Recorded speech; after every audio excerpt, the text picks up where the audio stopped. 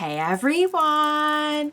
Welcome back! I am back today with more Vinland Saga. You guys, I cannot wait to see what is going to happen next on this show. If you're joining me early today, you already know what it means. It means you are one of my awesome patrons. Thank you so much, and as always, I'm sending up those big old hugs right through that screen. And if not, still thank you for joining me today. I'm glad you're here. I do hope you'll consider supporting me that way. The link to my Patreon is going to be in the description down below. So, we had kind of a big episode last time on Vinland Saga. Just kind of analyzing it, now looking back on it a little bit. You know, initially I was just kind of like shocked. I was like, oh my god, Askeladd, like what?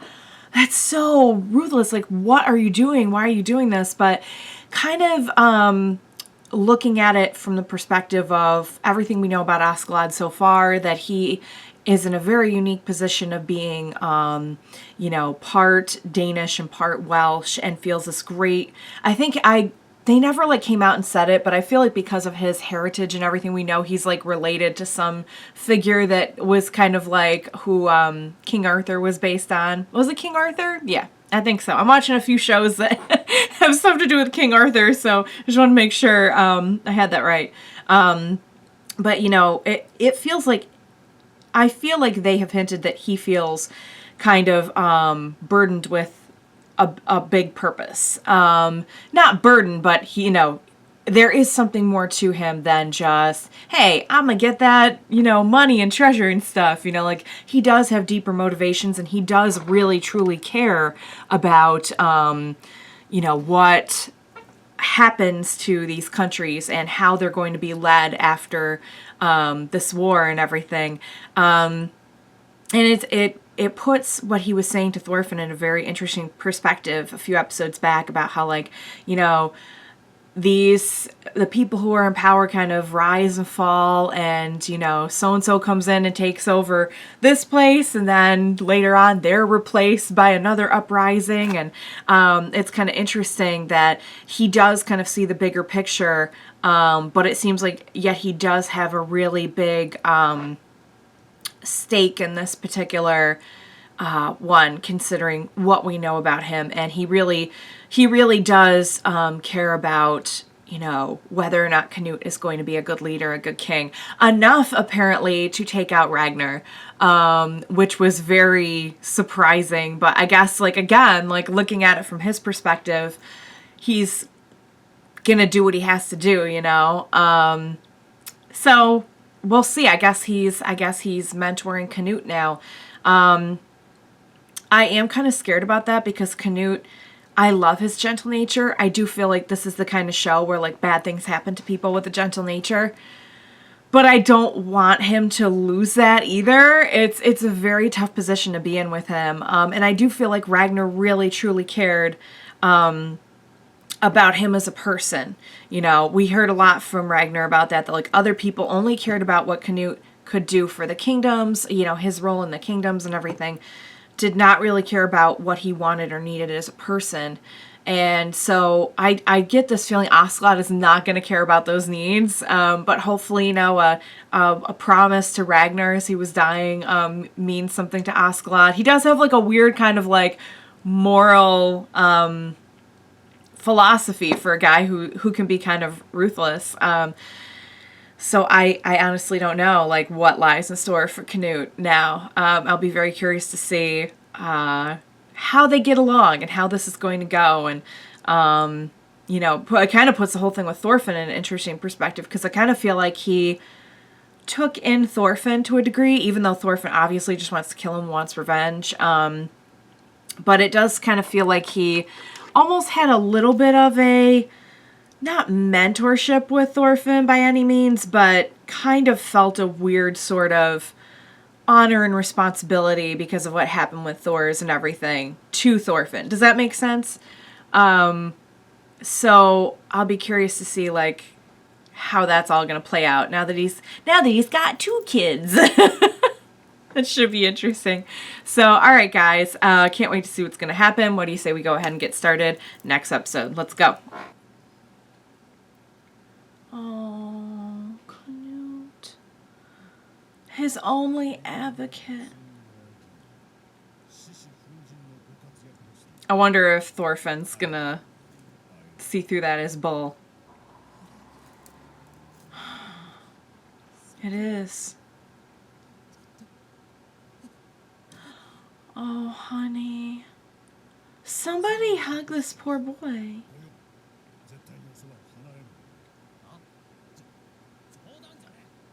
Thorfinn, be nice. He's in grief, Thorfinn. Thorfinn doesn't care.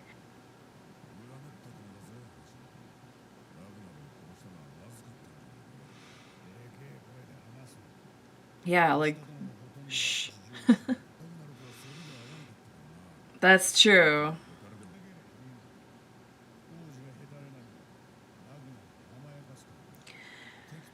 Oh boy.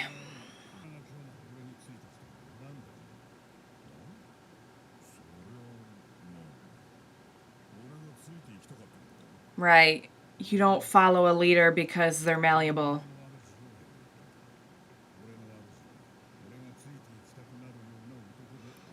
Right. You have to inspire your... Look at that. He can't handle it. He's... What? Or he might realize what happened and hate you. What if that happens? Oh, Askeladd, you're ruthless. God.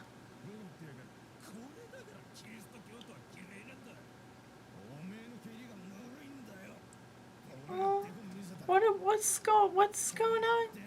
Oh, this doesn't look pleasant. What happened to when we were just sitting around eating rabbit stew?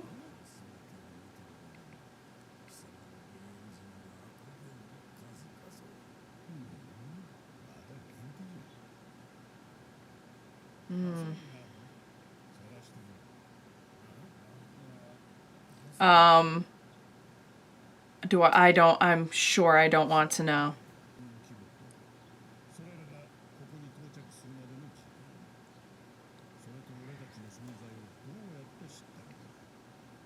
Right, they figured it out really fast.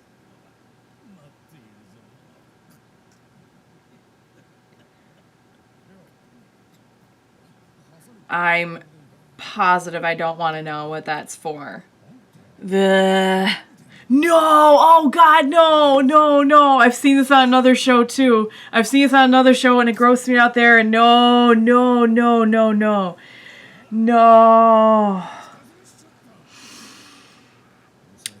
Okay, you should not have a career in mani-pedis, Askeladd. You can cross that off the list of potential careers.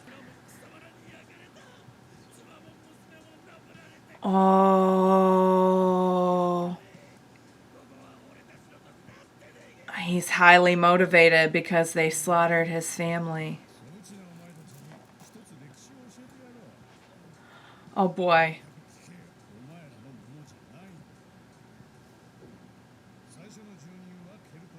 Okay. Oh, we're getting a history lesson. And they came in and took the land.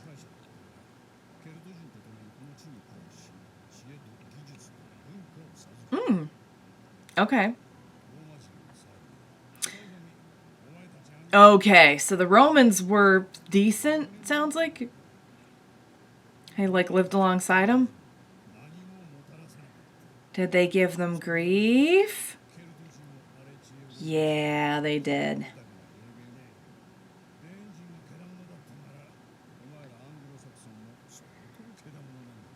Oh, boy.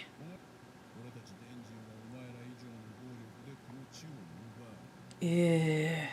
And the owl's gonna help. Ew, the owl! No. Okay, we can also cross teaching off the list of potential careers. I do not think you should be an educator, Askeladd.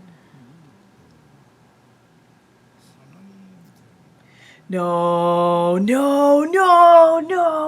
Stop. What's going on? Oh, they're coming.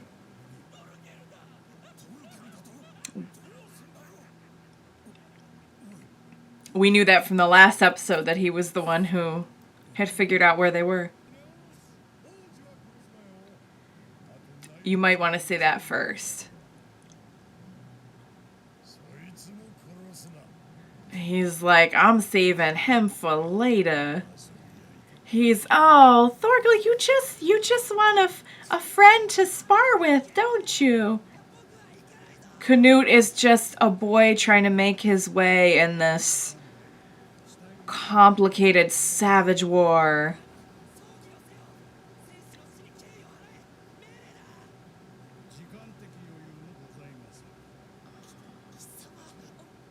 Canute.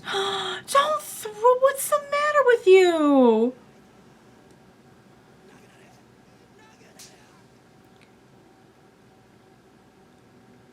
I was gonna say, is Thorfinn gonna like flash back a little bit to how he freaked out when his dad died?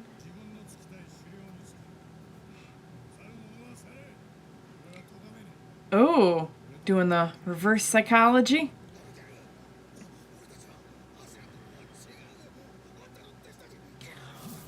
Oh, I don't think he cares. Oh, okay. So he's not that kind of leader. He's just out to just have some fun. He doesn't care. Dang. Ah, he doesn't respect the fact that they deserted. Oh, he's running low. Think he's out. This would be a good time for the priest to offer some comfort to the prince. Poor Canute. Oh, sweetheart. He's so pure. Poor thing. Yeah, he could really use some comfort right now. That would be nice. Okay. What's he planning? Huh? What's going on? What is? Okay. Okay, so he can tell there's like whispers.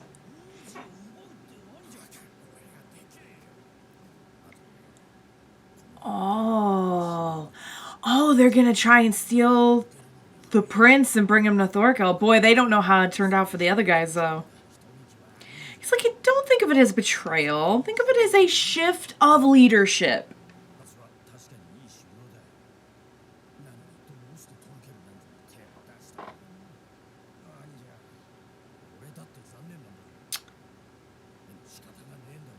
Oh, boy. Did he, though? Or are you not sticking around long enough to see how it turns out? Shouldn't they, like, be getting away right now? Oh, look at the huge path that Thorkell has made. Oh, no, he's in playtime mode right now. Oh, no. Oh, my God. He just skewered them. He just made himself like a barbecue skewer out of people. Guys, why don't you focus on getting out of here?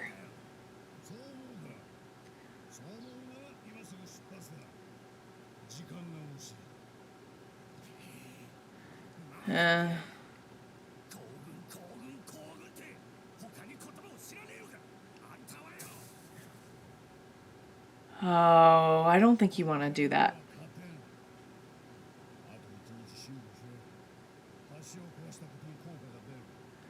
Okay.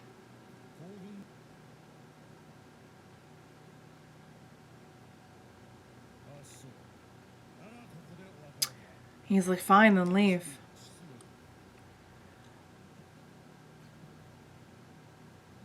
Oh, the priest is just like taking a sip. That's not good. This is more than just like a few people turning against him. I thought it was just kind of like a few. All right, you guys, that was a great episode. Man, things just escalated really, really, really quickly there. We had some rumblings last episode that like people were starting to think maybe like his luck had run out or something like that. But you know, to end the episode with him just being like surrounded by people who are like done and wanting to desert and everything is kind of crazy. Like I was saying, it spreads really, really fast. You know, it starts with a couple people, but you get your men kind of like doubting enough and hungry enough and tired enough. Especially when you're telling them like, just do this, don't ask for the reason, just do this. But like as a leader, like what he was saying is, you follow someone because you're inspired by them and you want to follow them. You want to serve them. So they kind of like shouldn't be questioning him anyway, unless they've like lost that, which they obviously have. But wow, I guess they followed him because like results, you know, he got results and he stopped getting results. Or did he though? Because I feel like he seems pretty calm about all this. Could just be the way that he handles things, or it could be that, like he said, you know, hey, stick around till tomorrow. That's when all this is going to start paying off. I feel like maybe he has the long game in mind. And, you know, obviously if you're like tired enough, cold enough, hungry enough, you're just not like seeing that. So, wow, well, that would present a very interesting challenge if all his people were to turn against him and try and desert, and if he somehow like got away with the prince and it was just him, Bjorn, the prince, and Thorfinn like on the run from both armies. Which honestly, that sounds pretty awesome now that I'm saying it out loud. That actually, and he would do it too because he just has such a personal stake in all of this that he wants to shape Canute the way that he believes he should be shaped. Interesting little history lesson that he gave to that one unfortunate captain in this episode.